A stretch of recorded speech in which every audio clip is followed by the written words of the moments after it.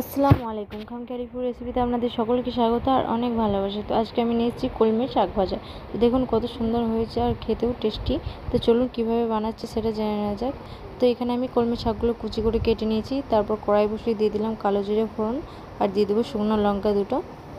তারপর দিয়ে দেবো পেঁয়াজ কুচি। তো পেঁয়াজগুলো একটু ভালো করে ভেজে নেব। তারপর দিয়ে দেবো কেটে রাখা শাকগুলো। তারপর কিছু মশলা দিয়ে দেবো, জিরে গুঁড়ো, লবণ আর হলুদ। তো ভালো করে এটা কষিয়ে নেবো একটুকু শাকগুলোকে। শাকে কিন্তু জল দেবো না, শাক থেকেই জল বেরোবে।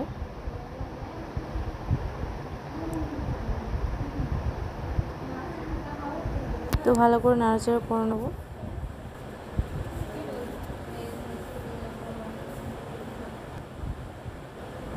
তো শাকগুলো আমার কষানো হয়ে গেছে দেখুন। এরপর দিয়ে দেবো